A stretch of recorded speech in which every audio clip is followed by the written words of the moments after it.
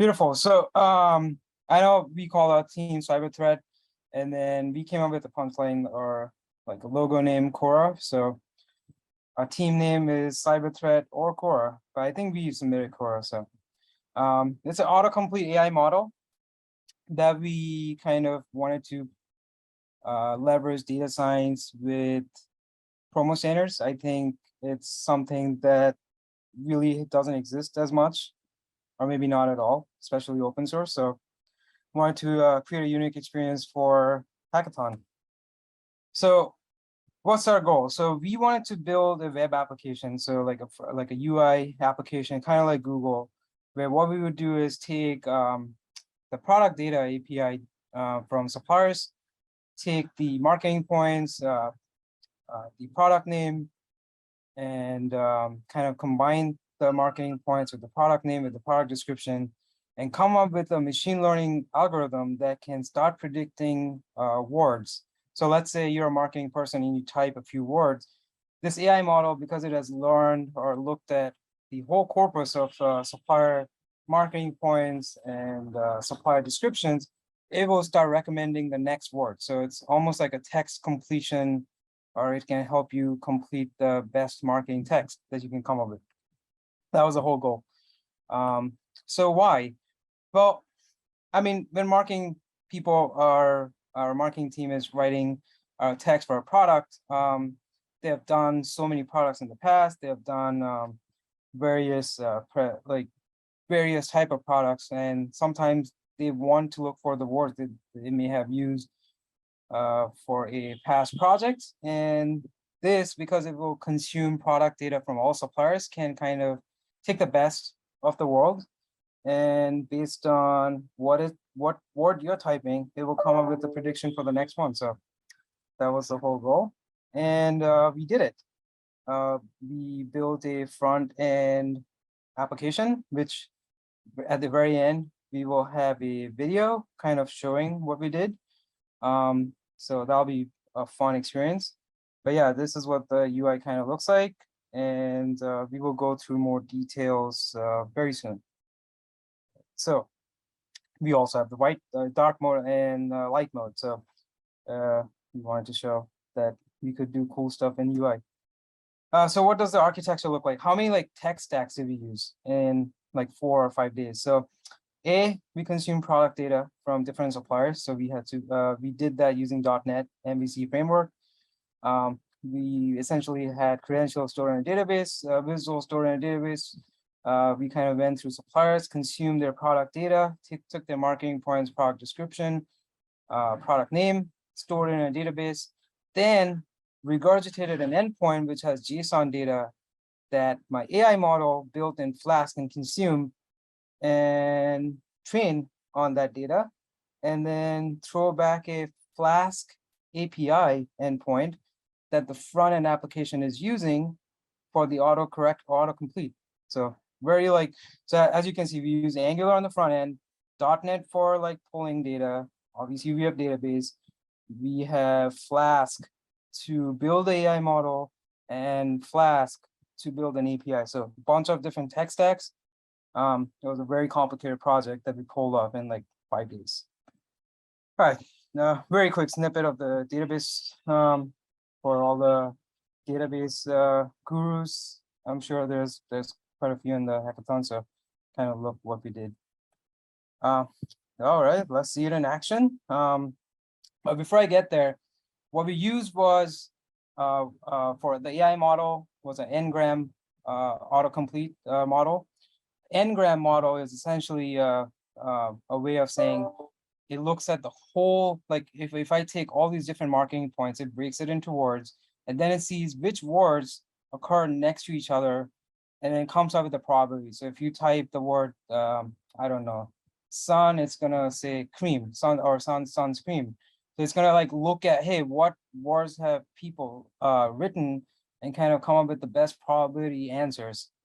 It's called n-gram. There's a bunch of papers out there, so you can kind of read it on your own.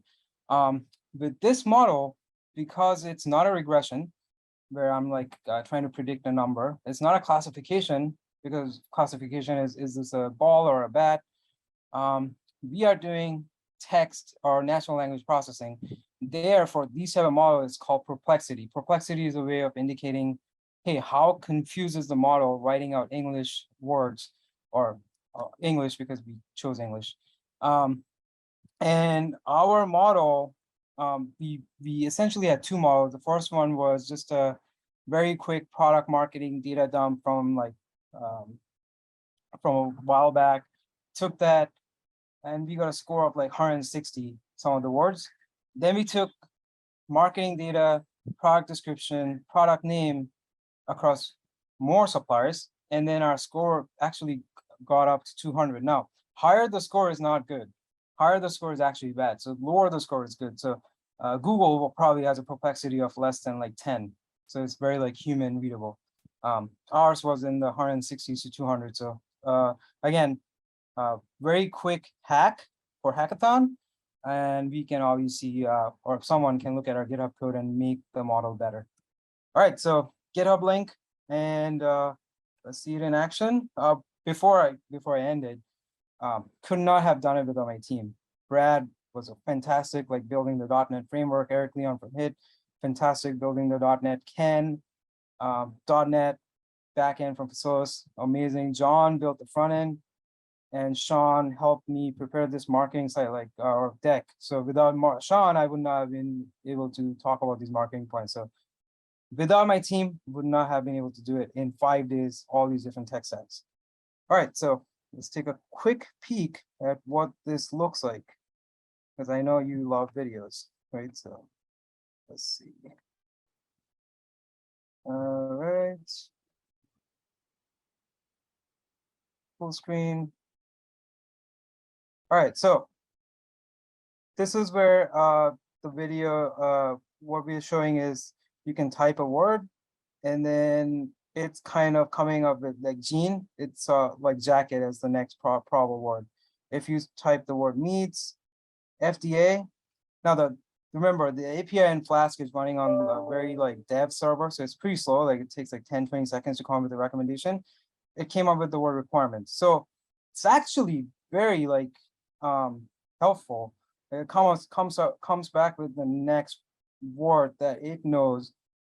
Okay, so double wall construction. Again, from an English language perspective, makes sense, right? Like, and think about this. This is an AI model building this on its own, insulated drinkware. So we can keep going. At the end, hand wash recommended. Very cool, right? Let's see. All right, at the end, we also have a copy all feature, and to be able to delete certain things. Like, so all these marketing points that you created, or text you created, you can copy all and dump it into your database, and now you have marketing points. I love the look. Like, if you look at this logo, like every time it's loading, it does a nice, cool animation, and this is all due to John. John put a lot of effort into that, so thank you, John.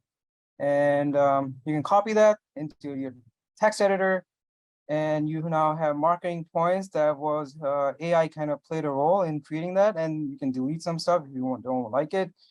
And this application is in GitHub. If you want to make some more modifications, go for it. But this is our project. Thank you, team. All right, if anybody has questions for Raj, you can ask them now. So Raj, I guess what you've created is a marketing person's dream when they have to come up with bullet point text for hundreds of products in a short time's notice. Am I correct? Yeah, like it learns, right? So the future applications you can think of it, chatbot, like, hey, can I build an Outlook plugin that can like help me recommend what kind of response do I want to write to the customers? Like, it literally is the base for building highly complex natural language processing applications. You could like build your own like text response based on customer feedback and use it in OrderStats 2.0, which we will talk about in our summit. Does anybody or any of the judges have any questions while we have Raj on the hot seat here? How is the performance of this model? So yeah, I kind of said that, right? Text like GPT-3 and others, like their perplexity is like way like closer to like double digits or like less, and ours was in the 160s to the 200. So lot of words that we use in the promo marketing that maybe are not necessarily that could like find patterns. So it was like pretty high, meaning there was a lot of variance in the data, which is why we have such a high variance. Like, so if I use Shakespeare's text, you would see a perplexity score in the 20s. So I have a couple of questions. So first question, first of all, I really like this. I'm impressed with this. So how much hyperparameter tuning did you need to do to get the quality of these results? So because this is n-gram, right? So like essentially you say, okay, I'm doing a bigram, like unigram, trigrams. So we started noticing bigrams is the best for promotional products. So that's like the main hyperparameter here that we use. But then the other hyperparameter that we tweaked with was training and test data set. So I think we ended up looking at 70% train and 30% test kind of validation to come up with our algorithm. That was another hyperparameter that we tweaked. And there's also like a K value, which is called normalization, for coming up with perplexity or coming up with the n-gram like algorithm. The math is complex, but there's essentially in the denominator, there's a K parameter, and we chose 1, but like every research paper kind of like says K should be 1. So that's what we use. Got it. Okay, thank you. And secondly, do you think from a business standpoint that there's value in the standardization of the terms, or do you see a world where there's benefit in more unique languages per supplier for these descriptions? What's your vision on this? My vision was, hey, how can I shove PromoStandards into AI, which now we did. So we chose marketing points because like I was thinking of where can I find text? Like where can I find text data? And obviously product data was the only thing we kind of thought of, right? So, but the vision is not necessarily like marketing points you can, but as you can see, like, it's very difficult to get it to be more optimized. I would say this type of technique is more useful for like chatbots, and you can take from like recommendation for like emailing in your Outlook like to your customers. Awesome. Thank you, Raj. So there are questions that are piling in, Raj, for you in the chat. Please see if you can address them in the chat. A lot of people are pretty curious as to how I guess I would expect with this crew the technical know-how as much as the business application. So I will post a YouTube, and I'm sure Jessica will post a PowerPoint. Both has the GitHub and the YouTube link. Awesome. Great job, Raj and Team Cyberthreat.